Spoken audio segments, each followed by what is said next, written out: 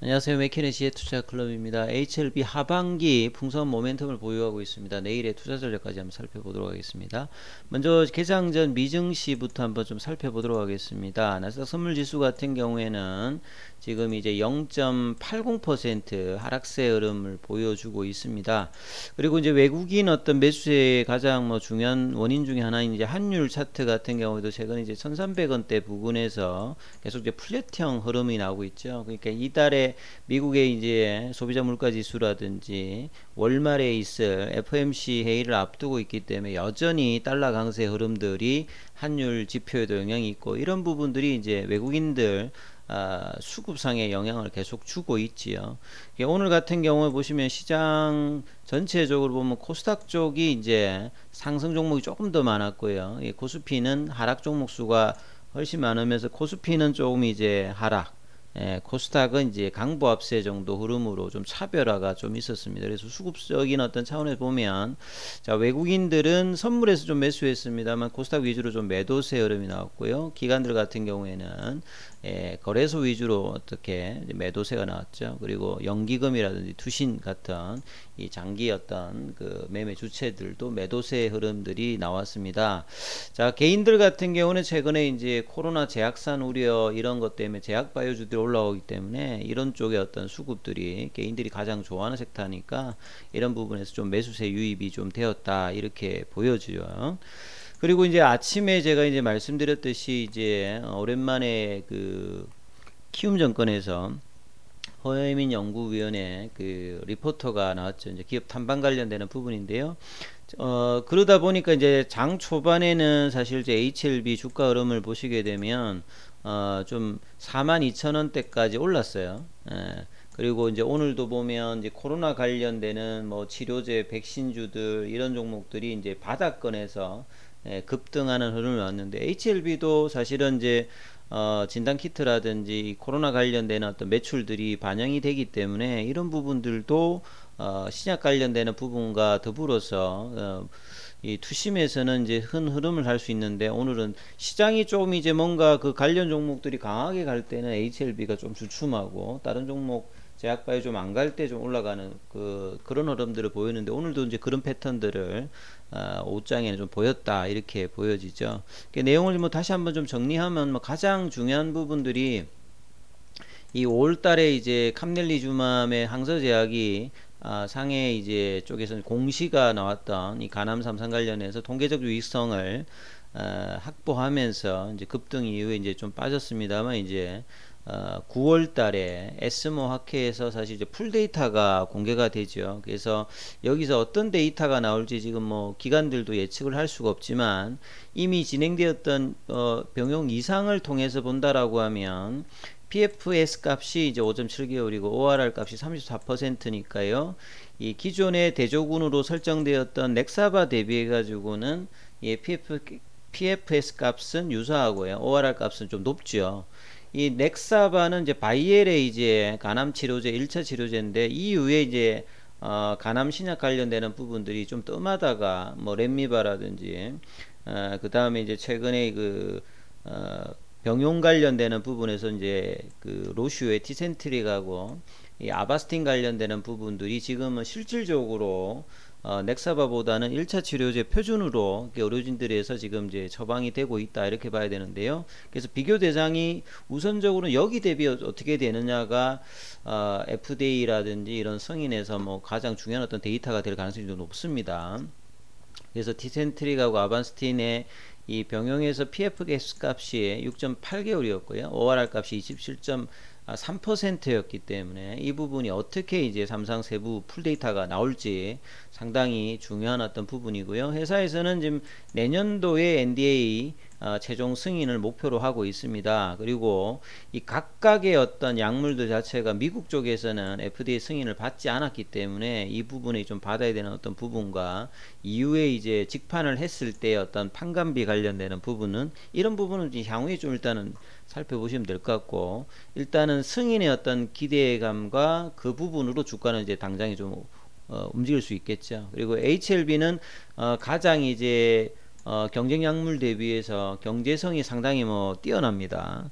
뭐 캄넬리주맘도 그렇고 이 리보세라님도 가격 경쟁력에서는 뭐 탁월한 어떤 입장을 가지고 있고요. 뭐 경쟁력 부작용이라든지 적응적 확장에서 어떤 이점들을 가지고 있는 상태죠. 그리고 이제 뭐 그다음 내용을 보게 되면 이 하반기에 앞서 말씀드렸듯이 9월 달에는 예, 프랑스 파리에서 열리는 에스모 학회에서 풀데이터, 그리고 8월 달로 예상될 수 있는 교무세포종 관련해서 이뮤노믹 테라페틱스의 이 탑라인 발표가 어떻게 되느냐. 여기도 이제 괜찮으면 NDA 신청을 할 수 있는 어떤 부분이죠. 그리고 9월 달에 이 에스모 학회 이후에도 이 선양 남성 관련해서 프리 NDA 그 미팅을 하고 난 다음에 이 혁신 치료제 관련되는 신청 어떤 이 기대감이 또 있고요.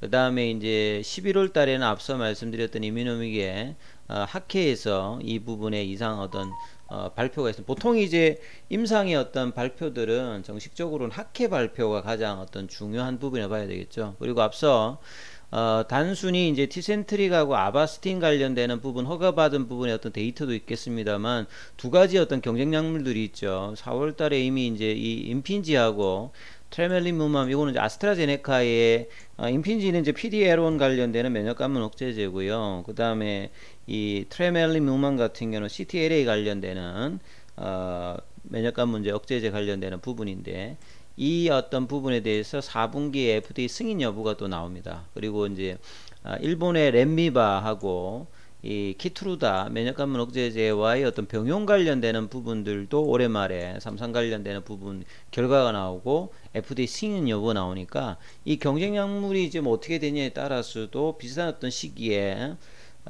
HLB 입장에서도 보면 상대방의 악재가 HLB에서는 호재가 될 수가 있고요. 이런 어떤 부분들이 있으니까 이런 어떤 변동성이 하반기에 있을 가능성이 좀 상당히 좀 농후하다 이렇게 봐야 될 것 같고요.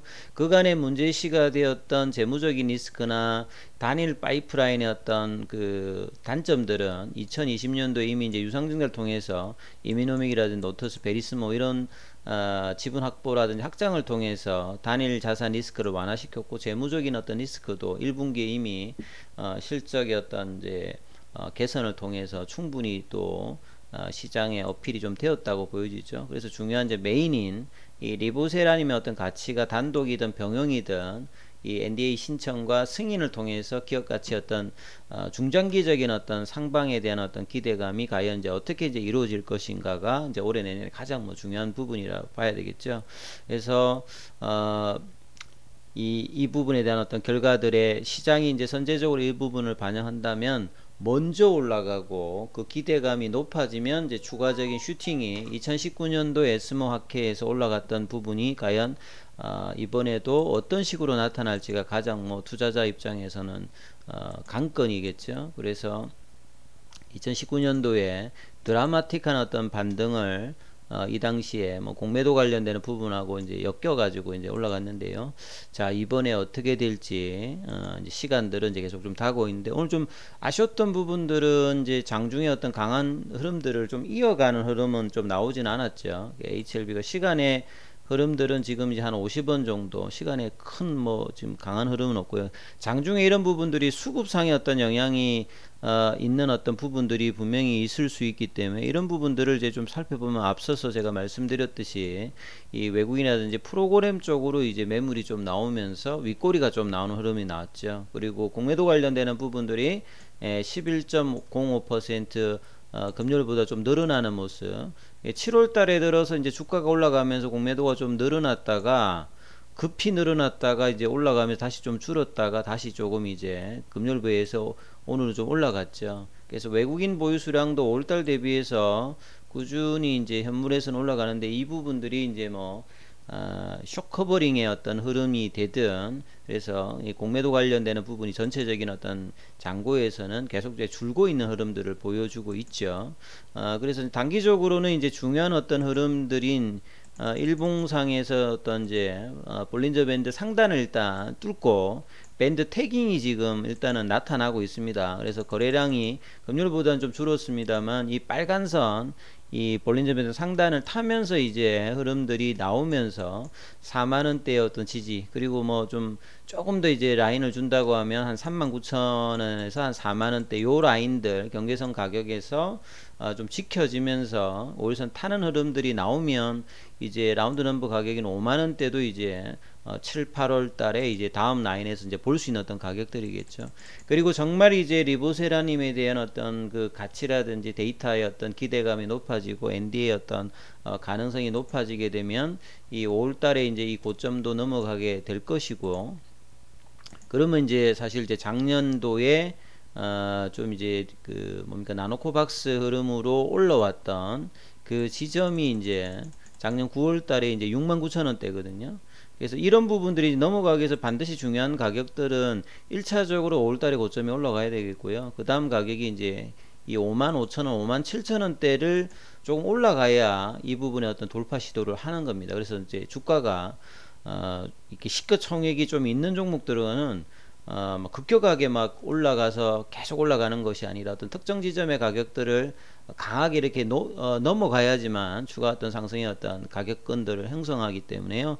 당장의 어떤 중요한 부분들은 일단 이제 4만원대 이 부근에서 지지를 받으면서 라운드 넘버 가격인 5만원 부분까지 이제 어느 시점에 올려놓느냐, 그리고 이제 재료는 다가오는데 주가가 얼마만큼 빨리 받느냐가 계속적인 어떤 상승에서 지속할 수 있느냐, 아니면 다시 또 박스권으로 내려오느냐, 이 부분을 판단하니까 이 부분들을 이제 7월달, 8월달, 9월달 학회 전까지 계속 지속적인 어떤 관심을 가지고 봐야 되겠죠. 그래서 내일 같은 경우에도 이 39,000원대, 4만원대 가격이 훼손이 되지 않으면서 양봉을 이제 좀 빼줄 수 있느냐, 이 부분들을 가장 좀 중심 사례에서 수급들, 그 장중의 수급에서는 이제 프로그램 쪽으로 외국인들과 이런 어떤 매물들이 어떻게 좀 나오는지를 챙겨 보시면서 투자 대응을 해야 된다, 이렇게 말씀 좀 드립니다.